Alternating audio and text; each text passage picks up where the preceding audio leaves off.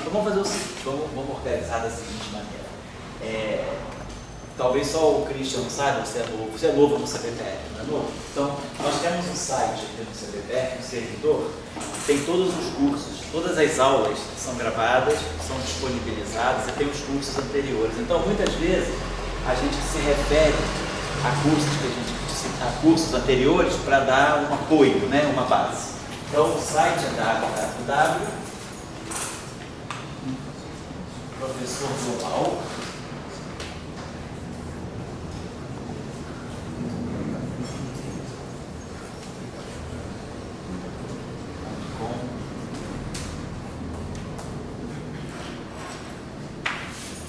Tem um link lá, né?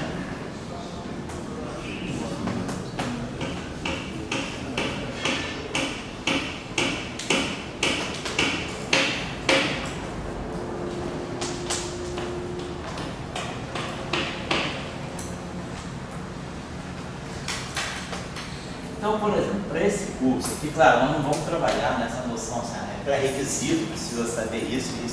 Mas assim, algumas coisas que podem ser consultadas em cursos anteriores, nós temos um curso lá que é Campos Clássicos e Quânticos, né? Tem um curso lá que vai ser algumas coisas a gente pode consultar lá. O curso é Campos Clássicos e Quânticos.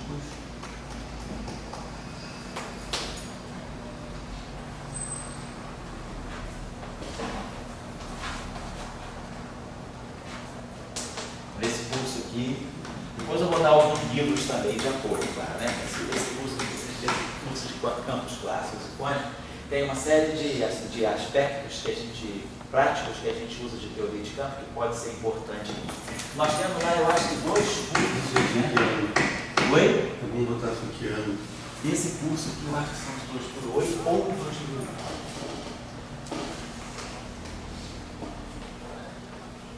Ninguém tem computador aí não, né? Vou dar uma olhada aqui. Você tem aí? Sim. Entra aí, por favor, tchau. Você entra. Você tem Wi-Fi daqui, não tem? Sim. Se você puder entrar, a gente vê. Vou dar uma olhada aqui. Separado, Oi? não é separado de Campos Clássicos? Eu acho até que é separado, separado. Alexandre. Eu acho que você está bem. Eu acho que é isso mesmo. mesmo. Eu tenho a impressão que sim. Deixa o tchau para achar aqui. E aí vai ser mais verdade também ao curso de Campos Clássicos. O curso de Campos Quânticos vai ser importante. Acho que foi 2008, 2009, né?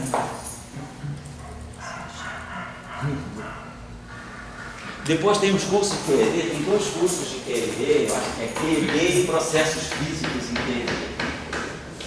Quer dizer, tem um curso de QED mesmo.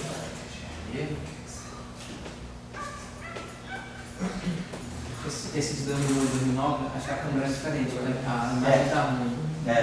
A câmera de...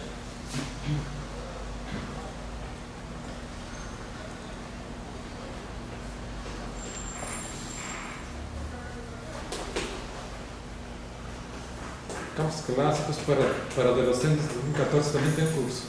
Oi? Para treinar tem curso de... Tem esse lá. É o outro. Isso, vai passando. Tem essa outra. Tem outro, tem aqui. Esse aqui é Campos Quânticos. Então é Campos Quânticos é 2013. Contou errado. Campos Quânticos é o curso de 2013.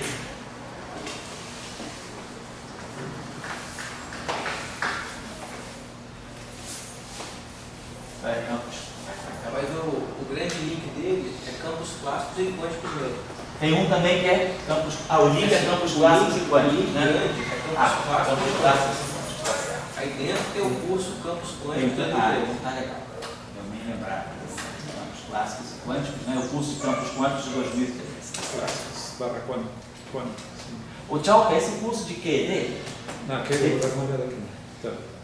Vê se ele foi de 2012. Isso aqui eu acho que processo físico em QED foi em 2013. Esse aqui, o ano passado, foi eletrodinâmica de objetos de campos de eletrodinâmica. Também Quer dizer, oi? Também tem curso de simetrias clássicas e quânticas também. Esse sim, mas esse não é tão importante. Não. Acho que o QED foi em 2013. Que Não é? Sim.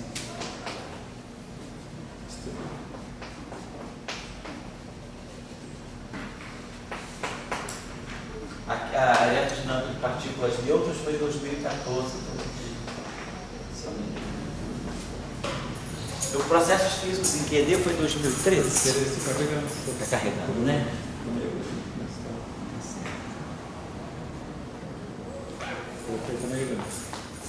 S1. Então, basicamente... Esse tempos clássicos quânticos é aquele da iniciação? Não.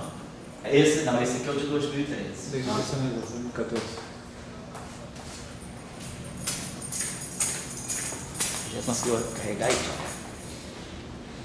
Tá carregando, né? Aí esse aqui, bicho, QED.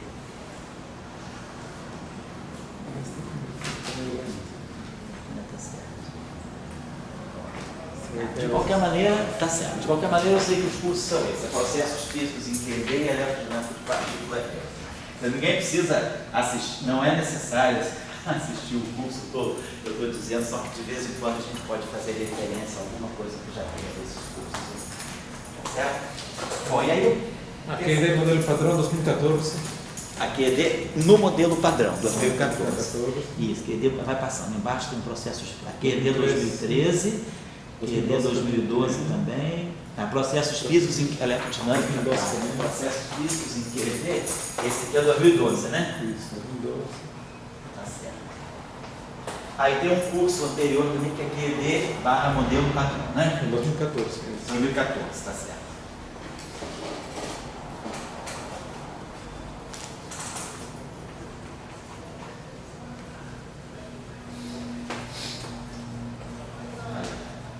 Então, basicamente é isso. Tá certo. Bom, o que a gente trabalhou um pouco nesse curso foi o QED dentro da teoria eletrofrágil. O que a gente gostaria agora, né, é justamente um pouquinho fazer algumas discussões além do modelo padrão. Então, eu pensaria, poderia pensar da seguinte maneira: a gente já tem a QED, vou colocar assim, a QED incorporada, né, dentro da teoria eletrofrágil. Vou colocar assim, QED incorporada na eletrofrágil.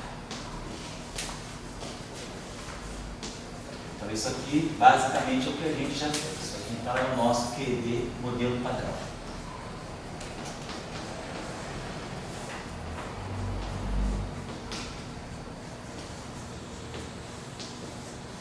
Então, isso aqui seria o ponto de partida. Então, vamos trabalhar isso, seria o ponto de partida.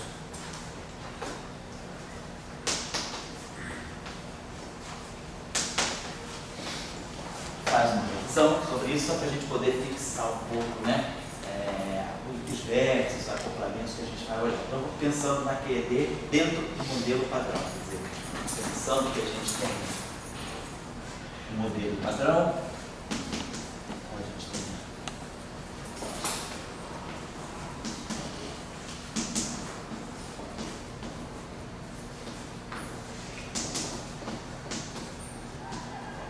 pensando que aqui a gente ganha o S, o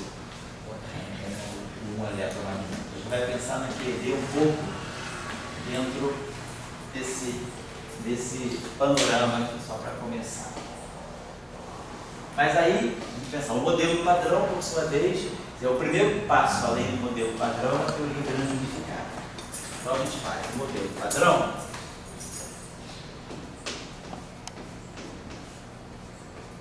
A grande unificação, que é justamente o final, né, da onde a gente estava querendo chegar no curso do semestre passado de Young e Mills.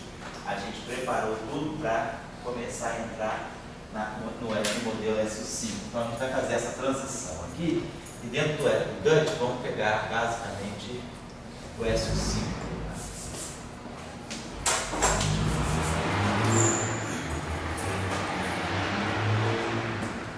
Então, qual vai ser a ideia? A ideia aqui vai ser a gente localizar a QED a partir desse cenário aqui. Claro, a gente sabe já localizar a QED dentro do modelo padrão. Então, a gente sabe que a gente vai sair de uma SO5. Aí vai ter a primeira quebra para chegar ao modelo padrão. Aí depois, dentro do modelo padrão, a gente tem a quebra que traz a gente para aqui, CD e a S3 e U. Então a gente vai fazer essa. Então a gente vai ver como é que a QED ela está aqui, já localizar a QED dentro do SO5, que aí a gente tem um setor setor mais amplo de bósons vetoriais, né, o setor de monopolos magnéticos, inclusive. Então, nesse limite aqui, né, quer dizer, a esse ponto aqui, a gente tem bósons, né, muito massivos.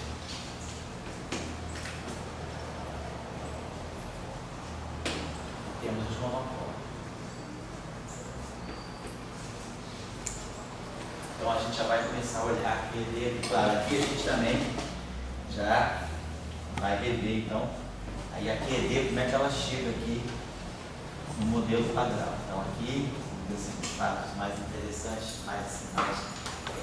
menos óbvios da QED aqui seria a relação com Higgs, né, os processos que envolvem Higgs, que vão dar contribuição para aquele espalhamento elétrico, troca de Higgs. Então a gente vai localizar aqui. Então aqui a gente está fora do modelo padrão e aqui a gente recompõe rapidamente, né, dentro do modelo padrão. Então, só para fazer ver como é que a QED vai evoluindo, né, como é que ela está completamente diluída dentro de uma teoria grande unificada e depois dentro dessa teoria grande unificada, que se constitui depois no modelo padrão, como é que a QED se rearruma para chegar ao modelo padrão e depois, claro, quando houver a quebra do modelo padrão, aqui ele tem a QED usual. Aqui ele está a QED mesmo, a QED genuína, né?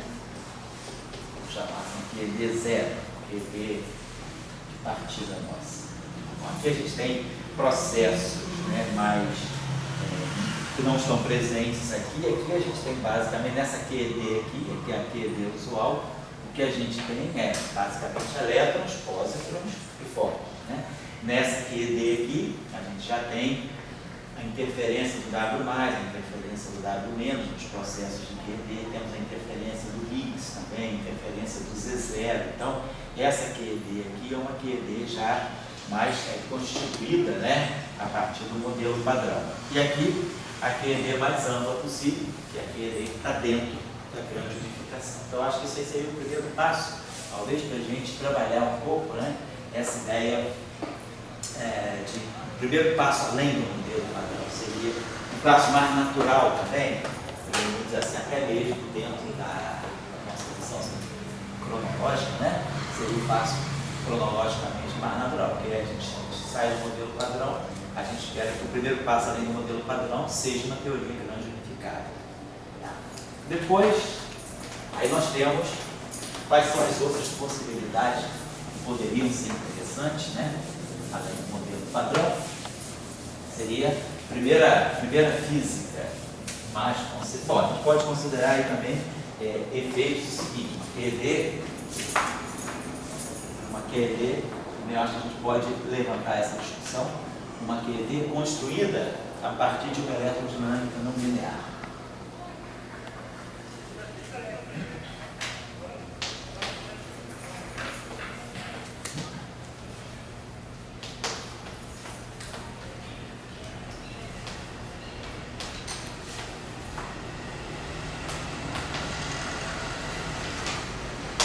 A não linearidade da QED já está levando em conta também alguma física, além do modelo padrão. Então a gente poderia, talvez, né, buscar alguma uma visão de QED diretamente a partir dessa eletrodinâmica não linear. A gente pode escolher alguma delas, né? A gente tem vários exemplos aqui, talvez uma QED interessante de ser estudada, além de Bohr-Nifel,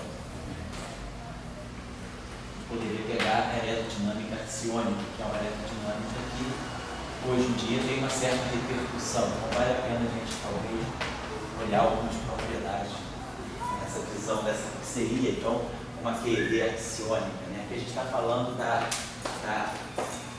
um ponto de partida clássico, e aí a gente faz ver a versão, vamos colocar assim, uma QED axiônica. Faça isso aí. Então seria, eu acho, um passo que a gente ainda não está tão longe assim do modelo padrão, mas já é uma novidade. Acho que um passo um pouquinho mais além seria, por exemplo, ver a supersimetria. Então a gente vai começar agora, a ver quais são primeiros elementos além do modelo padrão seria a supersimetria. Então, a gente poderia ver uma QED supersimétrica. Já tradicional, todo mundo já a gente conhece, né? É uma supersimétrica, é uma coisa antiga, lá dos primórdios mesmo da supersimetria. Mas estudar algumas propriedades para ver como é que funciona, como é que é a teoria, os vértices novos que a supersimetria traz para a QED, a mistura de bósons e vértices, vão aparecer aí, vai aparecer naturalmente o setor de Higgs. Então, eu acho que a QED supersimétrica ela é interessante pelas propriedades de simetria e normalizabilidade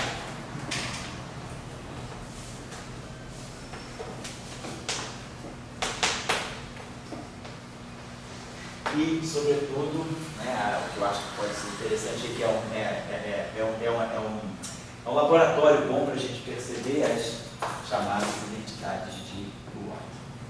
Às vezes, identidades de ordem. Aí vão relacionar acoplamentos que em princípio seriam diferentes. Então, os acoplamentos de gate e os acoplamentos de matéria começam a convergir para um único tipo de acoplamento por conta da supersimetria via, né, essas identidades de ordem. Então, eu acho que a QED supersimétrica pode ser assim, um bom laboratório para a gente entender algum tipo de propriedade nova da QED, além do modelo padrão. Também, claro, né, a gente fala de modelo padrão minimamente supersimetrizado, essa discussão que tem das partículas supersimétricas, se é que elas vão aparecer, aí tem uma discussão, por exemplo, que se coloca aí, é a discussão do gateino. E um aspecto interessante também da QED supersimétrica é que a supersimetria, ela não é o chamado teorema de não renormalização. Acho que é um aspecto importante que vale a pena ver. O teorema de renormalização.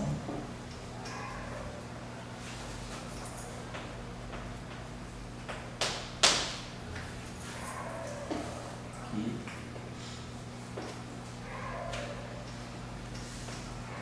Cancela.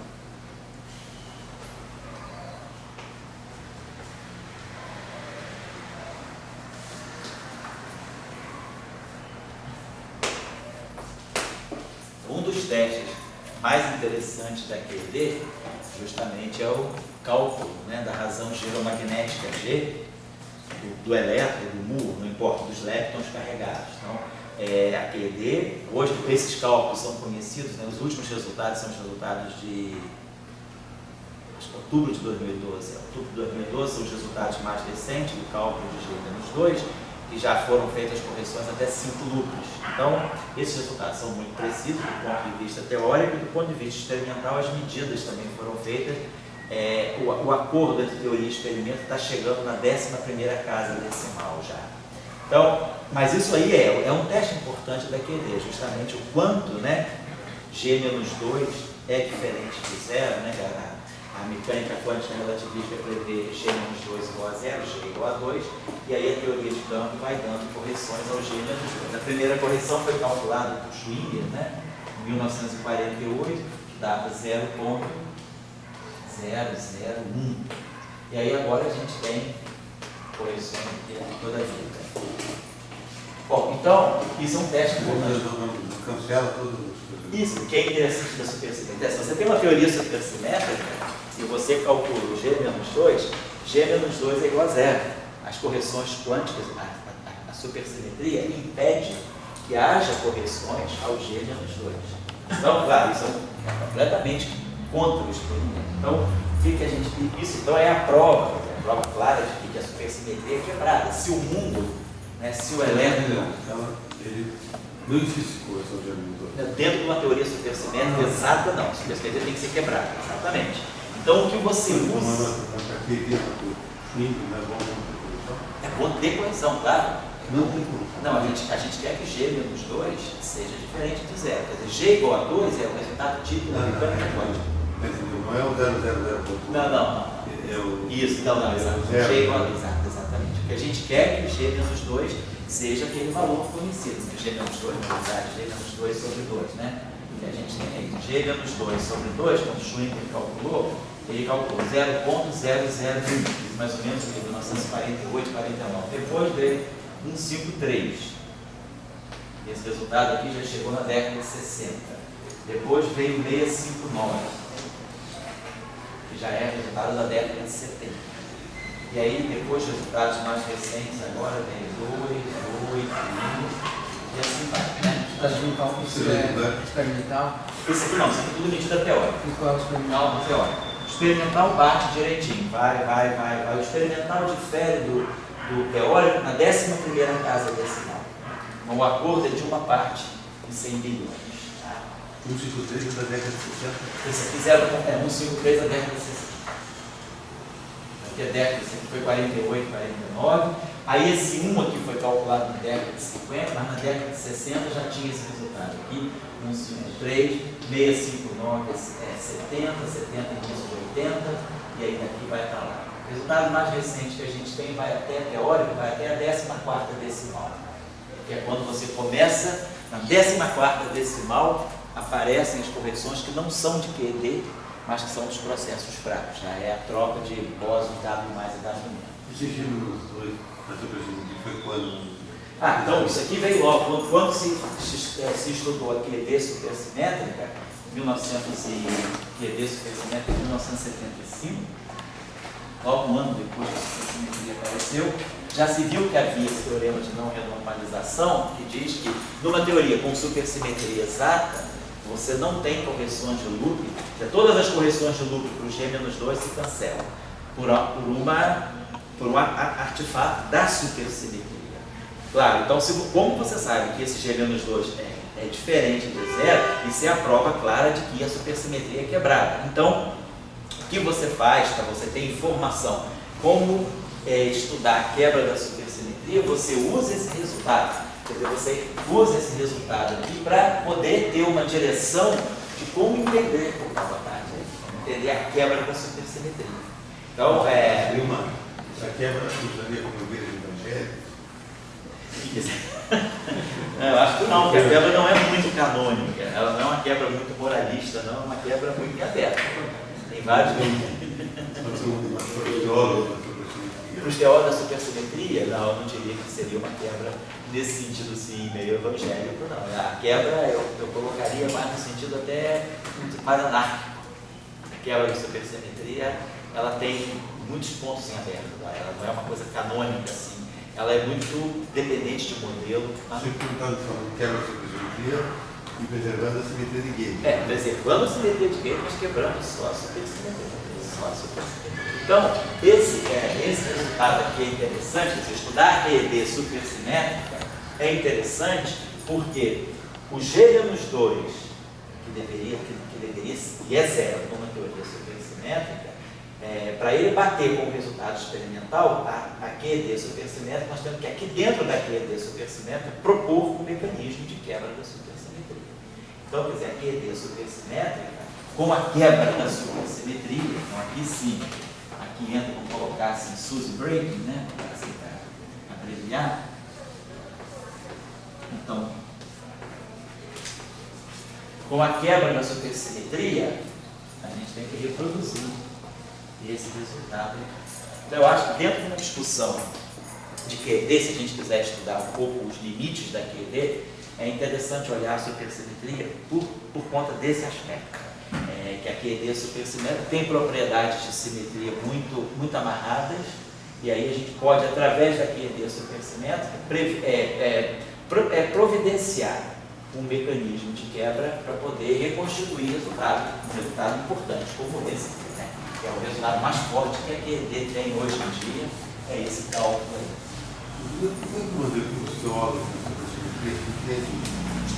Os teólogos da supersimetria entende que você propõe uma teoria e depois você ajusta ela quebrando isso. Você, até que ponto você perdeu aquilo que você estava querendo falar. Certo. Você encontrou. Você pergunta, qual é o papel de se introduzir a supersimetria se eu introduzo e quebro? Né? Então, bom, você bota e quebra Que brincadeira de mau gosto é essa? Né?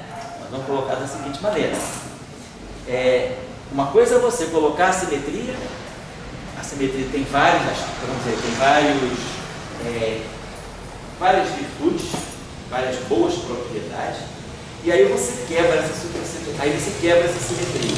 Ao quebrar essa simetria, será que essas boas qualidades persistem ou não? Vou colocar, já que você está colocando uma linguagem metafórica, vou dizer o seguinte: você tem um filho, você cria ele super bem, boa educação, bons princípios, não sei o quê. Um dia você solta o teu filho no mundo. Aí teu filho vai se relacionar, vamos dizer assim, com a parte estragada da sociedade. Se você acredita na educação que você deu, ele vai se relacionar com esse povo, mas ele vai continuar uma boa pessoa. Ele não vai se relacionar, sei lá, com um traficante, mas ele não necessariamente vai se tornar um traficante. Vai se relacionar com um bandido, mas ele precisa ser. Ele conhece bandido, se dá no bairro, mas ele não vai ser bandido.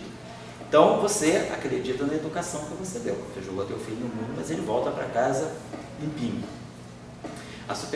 Uma simetria boa é isso. Você coloca a simetria, ela tem tudo de bom. Aí você solta ela no mundo.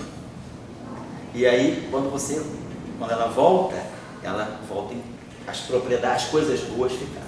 Ela foi para o mundo, mas as coisas ruins não perderam. Você quebra a supersimetria. Mas você quebra a supersimetria. O que a supersimetria trouxe de bom para você, por exemplo? A supersimetria trouxe de bom para você um domínio, um controle bastante forte das divergências ultravioletas.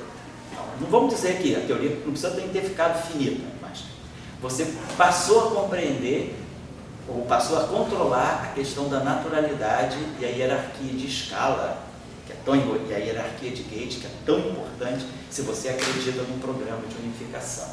Então, a supersimetria ela resolve essas questões para você. Tudo bem.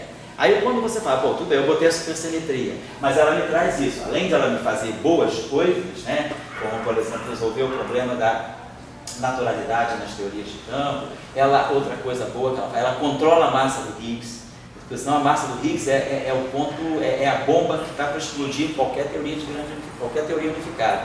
A bomba de uma teoria unificada é a massa do Higgs. Você bota o Higgs lá, ele acerta tudo para você. Quando você liga as correções a um loop, a massa do Higgs detona lá para a escala de Planck e estraga todo o teu projeto. Então a supersimetria ela consegue segurar a massa do Higgs, você coloca as correções quânticas e a massa do Higgs não dispara, ela não explode, a bomba não explode por causa justamente desse problema de não renormalização. Então isso é uma coisa boa. Mas aí você fala, mas o ruim é isso.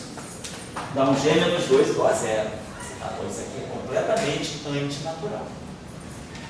Mas aí você fala, então vamos quebrar a supersimetria. Aí quando eu quebro a supersimetria, eu melhoro isso, melhoro. Mas aí eu destruo os outros problemas, a massa do Higgs volta a disparar, eu perco o controle da naturalidade, eu perco o controle da hierarquia de gate. Aí você fala, não. A supersimetria ela é boa o suficiente para você introduzir, você prepara todo um cenário supersimétrico e depois você pode quebrar a supersimetria com qualquer simetria. Você pode quebrar de uma maneira chamada soft, de uma maneira chamada hard. Qualquer simetria, é a simetria de gate também. Se você quebrar a simetria de gate de uma maneira, vamos dizer, suave, você mantém uma série de propriedades. Então, quando você quebra a supersimetria, por exemplo, espontaneamente, ela não perde nenhuma das propriedades que ela tem. Então você mantém controle do Higgs, mantém controle da naturalidade, da hierarquia, e ao mesmo tempo você corrige, mantém controle da renormalizabilidade. Então, ou mesmo que ela não seja uma quebra espontânea, pode ser até uma quebra também explícita, mas já se estudou, você tem todo um controle de quais são as possíveis quebras de supersimetria que você pode fazer para colocar a supersimetria, resolver os problemas e depois, para você pactuar com o mundo observável, você quebra a supersimetria. Você quebra a supersimetria. Você quebra a supersimetria sem destruir as coisas boas que ela trouxe e pactuando com a realidade experimental que você tem. Essa é um pouco a ideia. Então aqui a gente tem essa situação. Então você coloca a supersimetria, mas você precisa quebrar. Mas você quebra a supersimetria sem destruir o que você quis que ela trouxesse de bom para você, que era o controle, por exemplo, da hierarquia de gate, o controle da massa do Higgs e o domínio das das correções quânticas, né, da divergência ultravioleta. Então, tem esse aspecto, tem que quebrar. Mas aí também você tem que saber quais são os bons mecanismos de quebra. Qualquer simetria, você pode quebrar de muitos modos. Mas aí você tem que saber qual é o melhor modo, por exemplo, de quebrar uma simetria de gate. Você está querendo dizer o seguinte aqui, você quebra mantendo as propriedades. Então, mantinha um casamento, ferro com bóson. Isso. Aquele casamento quebrou. Quebrou. Do ponto de vista do espectro, quebrou. E você mantém as propriedades do casal. Isso. Assim, Exatamente. mas não é conduta agora. Não é. Não é aquela coisa. Casou, jurou fidelidade, vai cada um para um canto, mas não tem traição. O bóson não trai o ferro não trai o bóson, não trai o bóson. As massas são diferentes, mas você tem relações entre eles.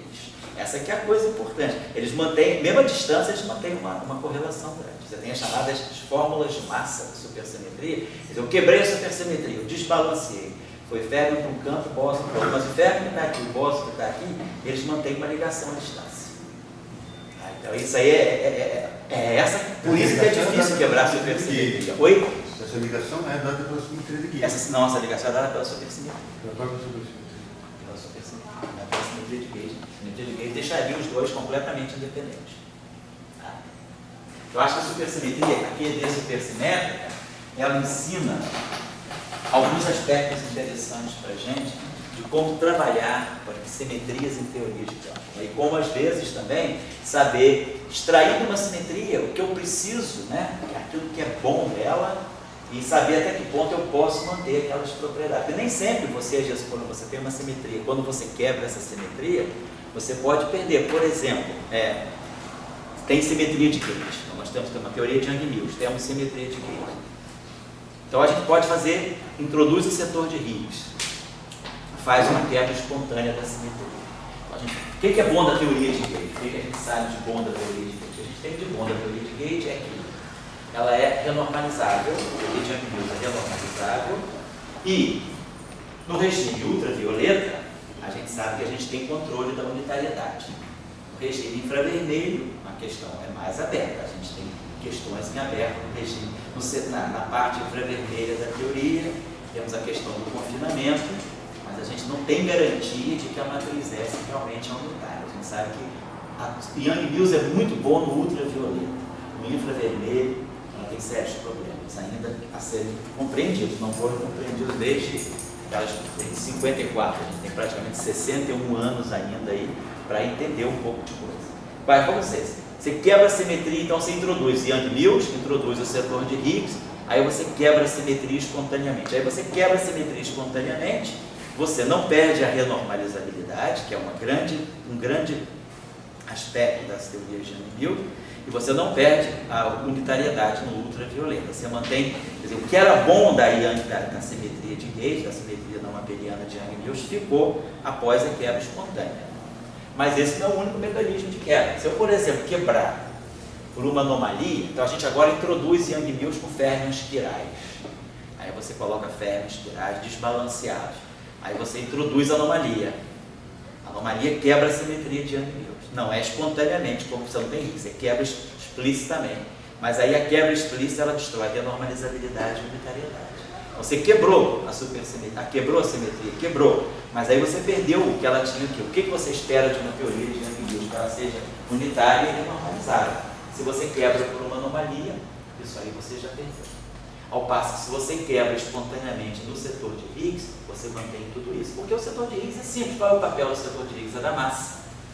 Quando você dá massa, se você vai para o ultravioleta, você dá energias tão altas que essas massas se tornam desprezíveis. Então, quando você vai para o setor ultravioleta, é como se você não tivesse quebrado a simetria de Young-Mills espontaneamente. Então, o que era bom continua bom, mas com uma anomalia não. Com uma anomalia você quebra a unitariedade, você vai no coração da teoria, você quebra a unitariedade, quebra a renormalizabilidade. É uma forma de quebrar. Então, esse é um exemplo que a gente tem de que uma simetria traz coisas boas, ela é fundamental para você resolver certas questões, mas dependendo do modo como você quebra essa simetria, o que ela some, ela sai, mas o que ela tem de bom fica. quer dizer, a simetria sai de cena quando a quebra é espontânea, ela sai de cena no espectro, ela não sai de cena na ação, mas ela não é mais uma simetria do espectro físico. Porém, as propriedades dela permanecem. Ela foi embora, mas ela deixou tudo de bom lá. Ao passo que na quebra, por exemplo, por anomalia, isso não acontece. Ela vai embora, mas quando ela vai embora, ela leva tudo com ela. Fica tudo ruim de novo. Certo? Então, a supersimetria é a mesma coisa. Você tem que coloca a supersimetria, aí quebra, tira a supersimetria. Você tira sem perturbar o que ela trouxe. Ou você tira perturbando tudo que ela trouxe. Você pode também tirar a supersimetria e destruir tudo de novo. Depende de como você vai quebrar. Certo? O teorema de Neto da supersimetria é perdido. Quando você quebra como? A supersimetria. Não, se você quebrar espontaneamente, como na simetria de Gates, se você quebra uma simetria espontaneamente, o teorema de Nader continua. Tanto é ele que garante a renormalizabilidade. Por que ele continua? Porque você tem uma simetria da ação. O teorema de Nader ele não está ligado ao espectro, ele está ligado à ação. Então, quando você quebra uma simetria espontaneamente, você não quebra a simetria da ação. Você quebra a simetria dos estados físicos. Você quebra a simetria do estado fundamental e nas excitações. Então, você mantém todas as informações do teorema de Nader. Mesmo que você redefina os campos, faz aqui chamado shift dos campos, você não perde o teorema de Nader. Você diria que a quebra da supersimetria é sempre manter a ação invariante. Manter a ação invariante. Isso, manter a ação. Só no estado. Você mantém a ação invariante, o que você quebra é isso, quebra a degenerescência entre bósons e férmions. Então, o férmio que era degenerado com o bóson, que era um parceiro, ele com a quebra da supersimetria desbalanceada. Então, você no espectro, você já não vê mais a supersimetria, mas na ação você vê. É igual uma mas claro, se você quebrar a supersimetria espontaneamente, né, tá certo? Então aí você não perde. Então eu acho que a QED supersimétrica é um bom passo, né? O primeiro passo, assim, além do modelo padrão, que a gente pode entender alguns aspectos interessantes da própria QED. É quando você sai do modelo padrão, o que ela pode ter de interessante? Então tá, supersimetria seria, então o que a gente está pensando é o seguinte, a gente está colocando qual é a nossa física além do modelo padrão. Vamos colocar aqui, a gente sabe que hoje tem várias físicas além do modelo padrão, né? Vamos dizer, o primeiro desvio além do modelo padrão, o primeiro passo além do modelo padrão, a gente está colocando como se fosse a grande unificação. Depois, um segundo passo além do modelo padrão pode ser a supersimetria. Não necessariamente, né, uma coisa está junto com a outra. Grande unificação é uma coisa, supersimetria é outra coisa, completamente diferente. Claro que você pode agora ter uma unificação com supersimetria. Você pode fazer um modelo grande unificado e supersimétrico. Mas é só para colocar isso que essas duas coisas aqui estão desconectadas, né? A grande unificação simplesmente é você procurar uma origem comum para todas as três interações. A supersimetria, ela não está preocupada com isso. Claro que a supersimetria também, um dos aspectos bons da supersimetria é que ela propicia mais facilmente a unificação. Então a supersimetria é um bom ingrediente para você construir uma teoria unificada consistente. Porque sem supersimetria, a grande unificação sofre do problema do Higgs. Para unificar, eu coloco Higgs. Quando eu coloco Higgs, a massa do Higgs ela é sensível ao cutoff. Então ela começa a disparar quando você introduz correção quântica. Tudo bem, ela dispara um loop, aí você acerta tudo um loop. Aí quando está tudo pronto um loop, você vai para 2 loops, dispara tudo de novo. Aí você refaz tudo do loop. Quando vai para 3 loops, o problema reaparece. Então o problema aparece ordem a ordem. Você tem que fazer, acertar, que é o que a gente chama de fine tuning. Então esse processo é um processo arbitrário. Não é bom. A supersimetria ela resolve esse problema. Mas eu estou colocando aqui as duas coisas desconectadas. Eu posso ir além do modelo padrão só para grande unificação, ou eu posso ir além do modelo padrão só pelo caminho da supersimetria, não estou unificando. Então eu posso, por exemplo, pegar o que eu estou fazendo ali. Aqui a gente está pegando, nesse caso aqui, a gente está pegando a QED dentro de uma teoria de grande unificação. Então eu vou olhar, tem uma teoria grande unificada. Tem a nossa grande aqui. E a gente quer perceber aqui dentro como é que está a QED. Mas aí a QED não está reportada, ela está ligada. Então a QED aqui ela está conectada, né, com os outros setores do modelo padrão. Tem ligações com os outros setores do modelo padrão. Então é isso que a gente está colocando no primeiro caso, uma QED localizada dentro de uma teoria grande unificada. Com que ela se relaciona? A teoria grande unificada tem muitos novos graus de liberdade. A gente tem, por exemplo, S5, a gente tem um multiplate com 24 rigs, aí a pergunta é como é que a QED se relaciona com isso. Temos um setor mais amplo de ferros, um setor mais amplo de bósons vetoriais. Então a QED vai estar dentro de um cenário muito rico. Esse é o primeiro passo. O segundo passo, não tem unificação. Eu tenho só supersimetria. Eu pego a QED normal, elétrons, né, pósitrons e fótons. Pego essa QED normal. E aí vejo o que a supersimetria me traz em cima desse segmento. Tem essa interação aqui, que é a QED usual, e boto a supersimetria. O que a supersimetria vai me dar a margem? Mas não estou falando de unificação. Então é esse segundo passo. Estão fora do modelo padrão, porque o modelo padrão em si não tem supersimetria, supersimetria é um dado extra. Então, essa é uma estrada que a gente está seguindo. Uma outra estrada é, a gente pode agora ir para um pouquinho além ainda. Aí eu posso imaginar que a QED também interaja, né? Os elétrons, os pósitrons e os fótons também interagem com o setor gravitacional. Será que até que ponto essa interação é importante? Dentro da QED, será que na QED a gente tem, vamos dizer assim, precisão para detectar efeitos de uma possível gravitação quântica? Né? Será que se eu colocar, se existe, né, se a gente considera efeitos quânticos da gravitação, como é que esses efeitos podem chegar na QED, eventualmente chegar na QED? Então, a gente pode pensar aqui dentro de um cenário, já aproveitando a supersimetria, acoplar a QED com a supergravidade. Então a gente vai olhar agora a QED num cenário de supergravidade. Então, até que ponto os graus de liberdade da gravitação interferem nos processos de QED, dependendo do limite de energia, claro, né? Se eu estiver fazendo espalhamento elétron-elétron, espalhamento, sei lá, cômpito, não importa, os processos normais da QED a energias baixas, a gente pode ser que não vai haver nada, não tem nenhum efeito de gravitação. Mas agora, hoje a gente sabe que a gravitação quântica não é mais simplesmente a quantização da teoria de Einstein. A gravitação quântica hoje, por exemplo, ela pode ter repercussão a distâncias, a energias muito próximas do próprio LHC.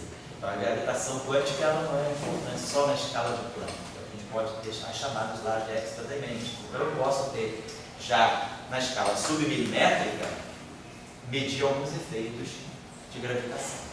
E aí, então, pode fazer sentido a gente criar. Então, pode ser que, através de processos do LHC, a gente venha a perceber, dentro da QED, alguns efeitos possíveis de gravitação. Não precisa ser necessariamente do elétron. O elétron vai ser pouco sensível, mas o muon não.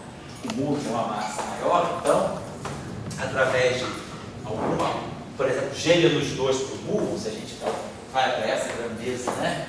Vai olhar o G-2, no caso do muon.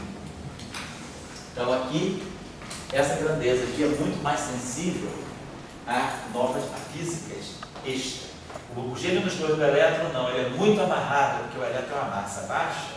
Então, a gente vê que até a 13ª casa decimal, o G-2 do elétron é puramente eletromagnético, é pura QED.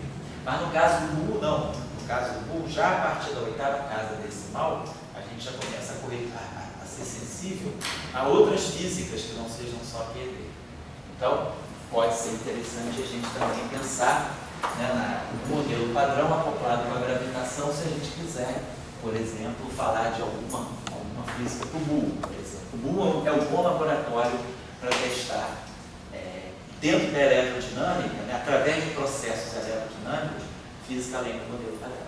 Então, você pegou considerando que o muon ligado à gravitação quântica, assim? Quer dizer, pode ter efeito, é mais fácil você detectar efeito. Tem tecnologias ali, efeitos do mundo com a gravitação.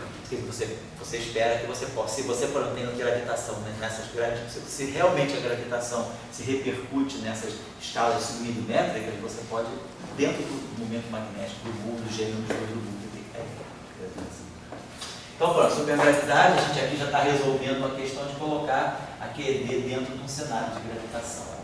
Depois, uma outra física, além do modelo padrão que a gente pode incorporar. A gente já falou da supergravidade, eu já pressuponho que a gente tem a gravidade. Seria interessante a gente pensar quais são outras propostas que a gente tem, além do modelo padrão, que é a proposta de processos de QED ligados à matéria escura.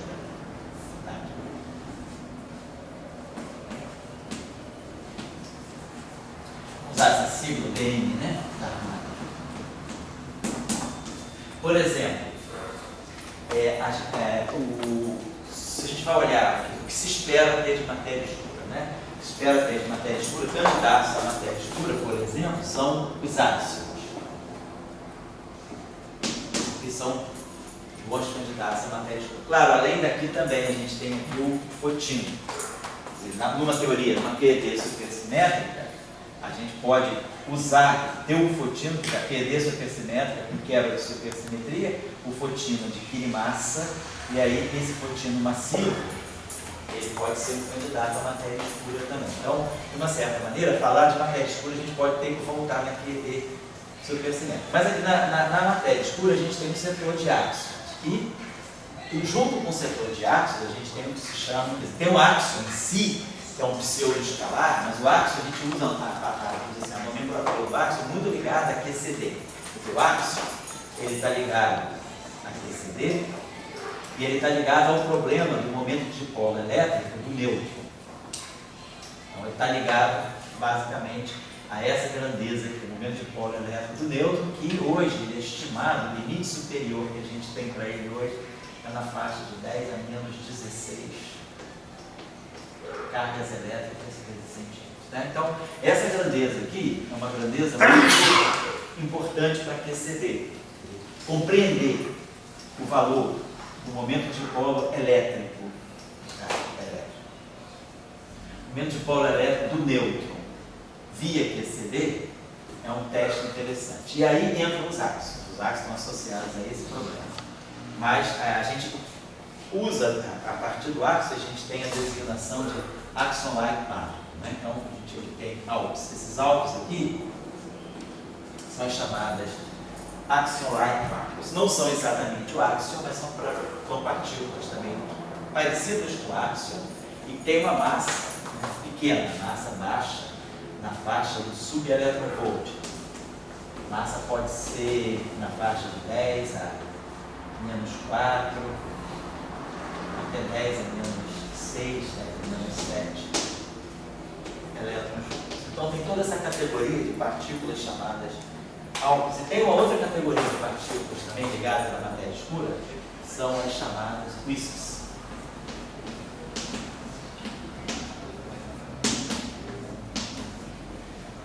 Esses aqui é axion-like particles. Esses WISPs são Weakly Interacting WISPs. Tem WIMPs também.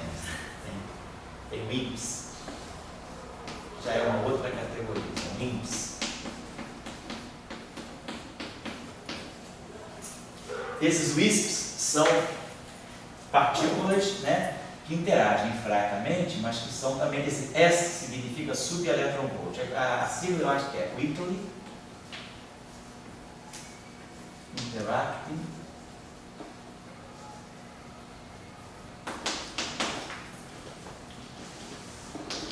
Subeletronvolt Particles.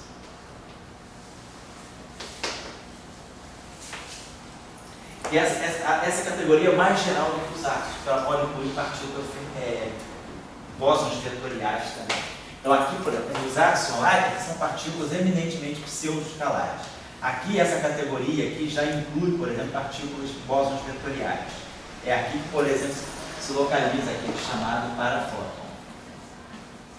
Parafóton, tá? Ele é um tipo, é uma partícula que está nessa categoria de WISP. Os WIMPs, né, são uma outra categoria, também tem interação fraca com a matéria do modelo padrão. Esse Weakly Interacting não significa interação fraca no sentido da interação fraca, nuclear fraca, não. É uma interação, essas partículas interagem muito fracamente com o setor visível do modelo padrão, com as partículas do modelo padrão. Então significa que é uma interação muito tênue, muito fraca com o modelo padrão. Aqui são os weakly interacting, aí aqui sim, esse M de massive particles. Aí esses WIMPs podem ser partículas mais massivas, mais robustas, massas altas. Os WISPs são partículas muito quase de massa zero. Os WIMPs são partículas muito massivas. Então, seria uma nova interação. É. Um outro Seria. conhecido. Isso, você pode até falar de uma quinta força. Pode ser que a quinta força esteja ligada com esses objetos aqui. Você, inclusive, em experimentos que você tenta detectar a quinta força, você tenta usar para fixar parâmetros em cima desses objetos, os parâmetros desses objetos aqui. Claro, tem vários tipos de física experimental que está ligada a esse tipo de observação. Neutrino, vamos colocar, já vou colocar daqui a pouco. Mas eles não são classificados nos WIMPs? Não, eles não são. Os neutrinos, eles são classificados, quer dizer, os neutrinos são neutrinos massivos, né?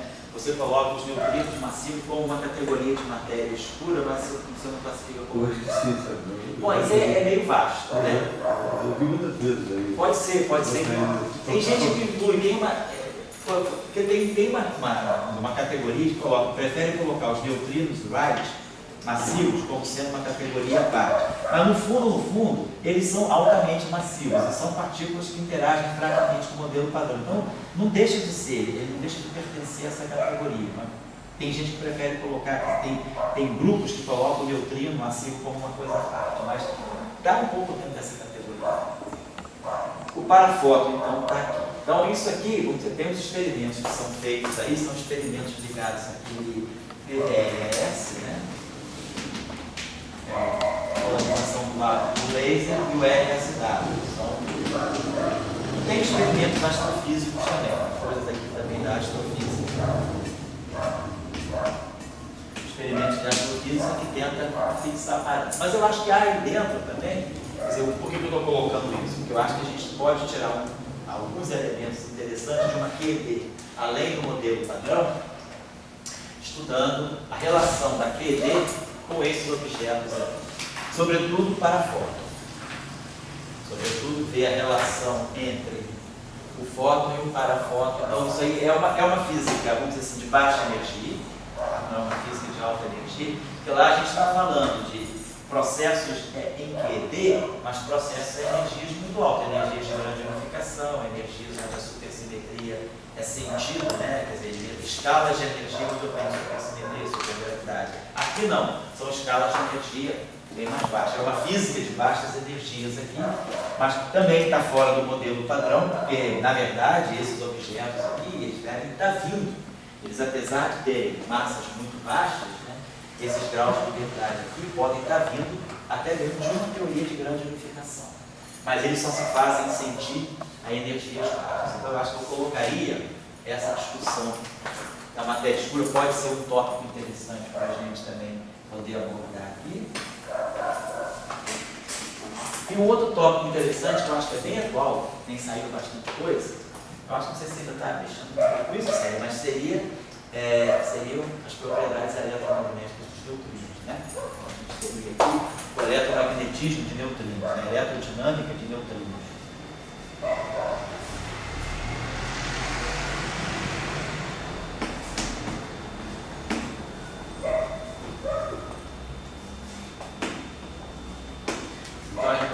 Sabe que os neutrinos são partículas neutras, etc., não tem carga elétrica, mas eles têm propriedades eletromagnéticas. Então, a compreensão daquilo que pode ser, quer dizer, uma corrente eletromagnética de neutrinos, né?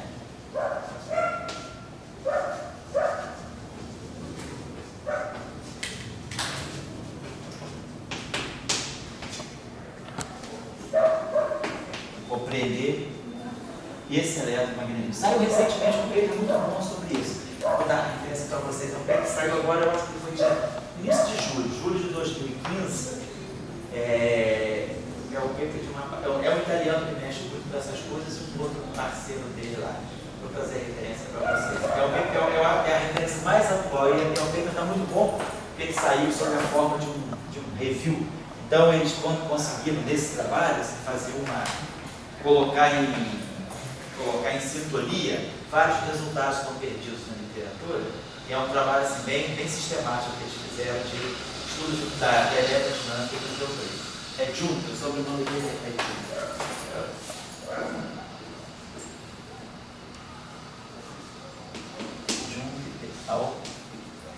Só não lembro se saiu agora, foi a Archive de julho, não lembro se saiu no RapidPH ou no RapidPH, mas eu acho que foi no RapidPH. Archives, julho 2015. Ver se depois saiu no RapidPH, acho que foi no RapidPH. Foi logo no início de julho, não sei se foi dia 2 de julho, bem no início do mês, saiu esse trabalho que eu achei bem interessante. Esse trabalho é um trabalho que vale a pena poder se discutir alguma parte dele, que ele trabalha com neutrino massivo e aí vê propriedades interessantes. Eu acho que isso aí pode ser um aspecto interessante também daquele modelo padrão. E eu acho que um outro assunto que finalmente, porque eu não estou dizendo que a gente precisa fazer tudo isso, eu estou dando um menu para vocês, o que a gente pode também fazer quem se interessar por um tópico ou por outro, pode, digamos assim, trabalhar um pouco mais. Eu vou fazer discussão em geral de tudo aqui, né? Ver quais são os aspectos técnicos que podem estar envolvidos, como é que se constrói aquele supercimento, como é que faz o acoplamento com a supergravidade, como é que faz raciocínio. Isso tudo a gente vai fazendo aqui. Mas se alguém quiser aprofundar para estudar alguma propriedade mais, assim, focar em alguma propriedade interessante, a gente pode escolher. Alguém pode aprofundar alguma coisa sobre gravidade, ou alguém pode olhar melhor o aspecto da unificação. Eu acho que o curso, a ideia da gente é contextualizar a QED nos avanços mais recentes. A gente fica, às vezes, um curso de QED é um curso tradicional, é um curso que você vai aprender as técnicas fundamentais, calcular o processo de espalhamento, ver a normalizabilidade e ver alguns processos da matriz S. Estudar, talvez, a função beta, né, da carga associada à carga elétrica, e aquelas coisas tradicionais que estão nos bons livros. O que a gente queria colocar aqui um pouco sair um pouco dessa parte mais disciplinar, está nos livros, está bem nos livros, que qualquer pessoa que senta, aprende ali, sabe reproduzir, fazer aquelas integrais, não tem nenhuma dificuldade de fazer aquilo. Estou querendo só colocar assim, para onde é que a QED está indo?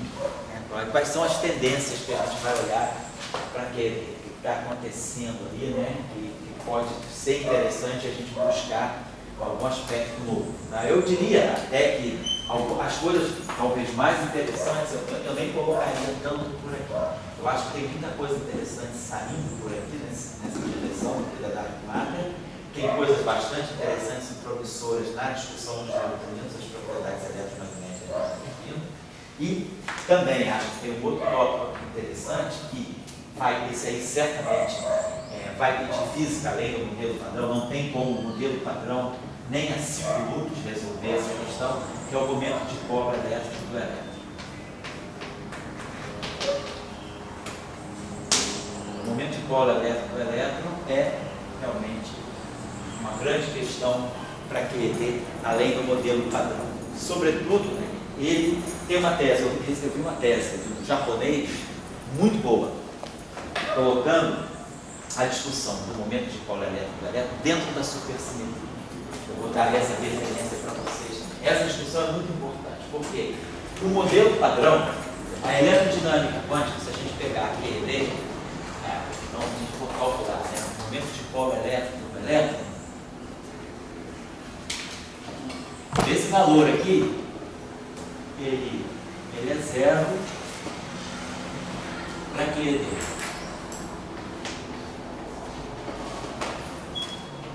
E ele é cerca de 10 a menos 38 cargas elétricas centímetros para o modelo padrão.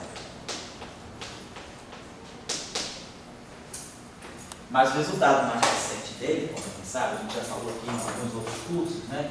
O valor experimental, o limite experimental é que esse momento de cola elétrica ele seja menor, não é zero, mas ele é menor ou da ordem de 10 a menos 29. Então, esse aqui é o limite que a gente tem hoje, limite superior obedecido. O limite mais recente aí, foi publicado em janeiro do ano passado, na Science. Então, como vocês estão observando, ele não é zero. Mas o modelo padrão dá um resultado que é praticamente 9 ordens de grandeza abaixo. Então é um resultado muito... A QED diz zero. Na QED não se pode, não tem lugar para o momento de polo elétrico e elétrico. Então esse é um problema que a gente precisa estender a QED. Aí a questão é, se a gente estende a QED para o modelo padrão, vamos considerar a QED agora dentro do modelo padrão. E aí o problema, ele sai do zero, mas vai para 10 a menos 38, fica muito abaixo do limite superior. Então, ainda é um problema. Então, a gente tem praticamente 9 ordens de grandeza no princípio de diferença. Então, a questão é, eu preciso colocar alguma física nova aqui. Então, alguns modelos com supersimetria,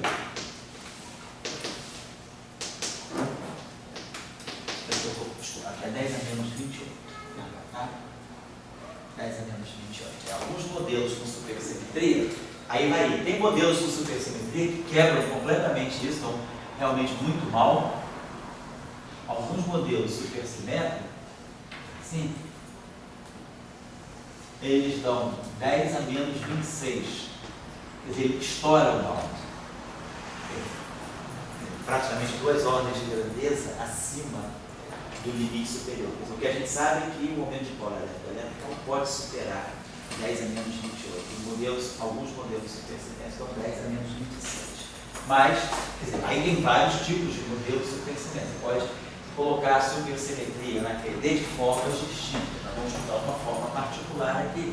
Então, você pode colocar a QED no cenário supersimétrico de formas que não são únicas, né? De várias formas. Então, por exemplo, tem modelos supersimétricos que já estão dando 10 a menos 30.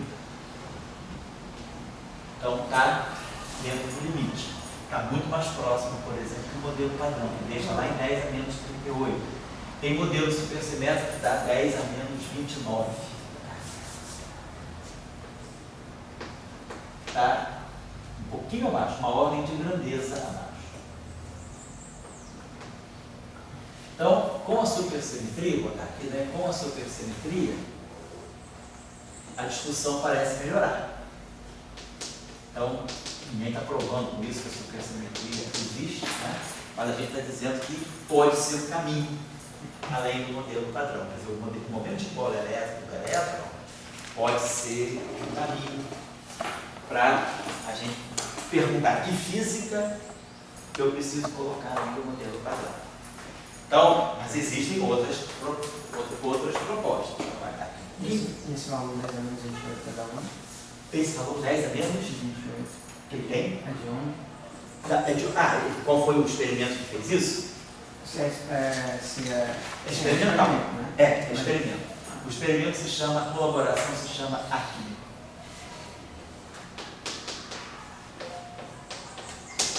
Não, que é um experimento que dá um valor máximo.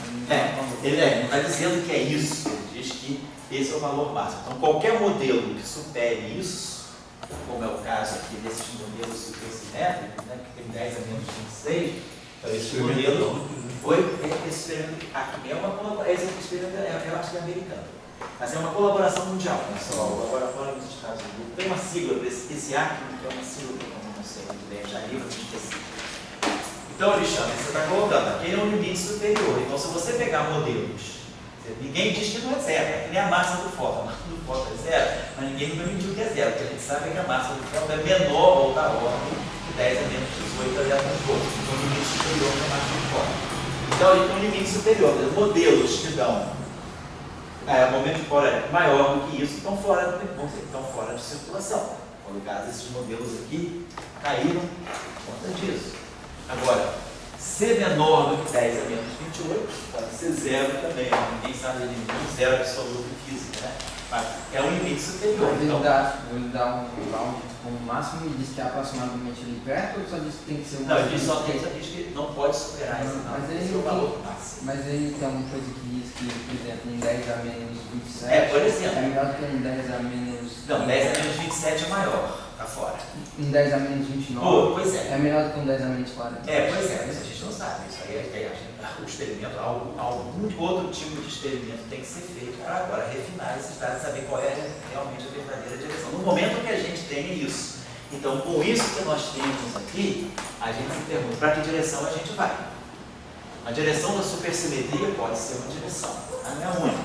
A pergunta é, será que, por exemplo, a ligação com a gravitação, não digo nem com a supergravidade, a ligação com a gravitação pode ser um caminho. A gente tem outra ligação, por exemplo, com dimensões extras. Se a gente tem, por exemplo, essas large extra dimensions, tem essa correspondência que tem dado resultados interessantes, né, de a física em 4 dimensões, e uma física de gauge em 4 dimensões está ligada com a gravitação em 5 dimensões. Então pode ser que existam outros modelos além dos supersimétricos que deem um valor próximo também. Da onde é que vem basicamente a correção? O que a gente está entendendo é que o modelo padrão não dá essa correção é muito baixa. Ele não diz que é zero. Ele dá uma correção, mas é muito baixa. Então, provavelmente, o que a gente espera é que a parte mais substancial da contribuição ao dipolo elétrico possa vir de uma física nova. Pode ser SUSY ou podem ser outras físicas. Então, eu estou querendo colocar que um bom caminho, uma boa maneira da gente olhar hoje propriedades, quer dizer, olhar algumas propriedades ou uma direção para onde a eletrodinâmica quântica possa apoiar, possa aportar, é a gente talvez olhar essa grandeza, estudar mais a fundo essa grandeza. Essa tese desse japonês está muito leve, ele fez uma caixa, a tese dele foi defendida em dezembro de 2014, faz não tem um ano. A tese está muito boa, eu peguei no REP-TH, achei que a tese está boa, vale a pena, é um material bom de leitura, de consulta, né? Mas ele consegue colocar muitas coisas, eu acho que ele organizou bem o campo, né? Junto com esse, junto com outro review, tem um review bom também da década de 90, um Reviews of Modern Physics, de 92, mas assim, ele era meio desatualizado. Naquela época eu acho que o limite superior estava na faixa de 10 a menos, eu acho que era 10 a menos 30, agora limpou, está 10 a menos 28, o limite superior era bem menor, agora já se viu que a coisa está aumentando. Mas o que a gente tem observado através do tempo também é que esse upper bound aqui está crescendo, ele já foi 10 a menos 32, 10 a menos 30, agora está chegando em 10 a menos 28. Então, hoje a gente está aqui. Tá? Esse trabalho, quer dizer, isso aqui eu já tinha comentado com vocês, aí, talvez em algum curso, não sei se foi no curso passado, mas é que não é uma coisa, assim, não é nenhum resultado também completamente inesperado, porque isso aí já vinha sendo trabalhado por Dirac em várias ocasiões. O primeiro trabalho do Dirac, que aponta um pouco na questão de compreender a estrutura do elétron, é de 1935. Depois ele faz um outro trabalho em 51, que até ele chama de A New Classical Theory of Electrons. Depois ele faz o trabalho de 62, que é uma teoria com um elétron extensível. Depois ele faz o trabalho em 63, que era a possibilidade de elétrons compostos. Né? Então, Dirac estava sempre caminhando nessa direção e de saber que tinha alguma estrutura mais forte dentro do elétron. Quer dizer, o fato de ter um momento de dipolo elétrico diferente do zero, né, está me dizendo, no fundo, que a gente calcular, pensando classicamente, né, que tem uma distribuição de carga dentro do elétron, né, a gente está dizendo basicamente que essa grandeza aqui é zero. Né? Isso aqui é o momento de dipolo elétrico. Se isso aqui é zero, quando essa distribuição aqui é espericamente simétrica, a gente imaginar que o elétron é uma estrutura espericamente simétrica e a carga é uniformemente distribuída, essa integral dá zero. Mas então isso está começando a querer dizer que a carga do elétron deve ter uma simetria. Então a pergunta é, o que pode estar gerando essa assimetria?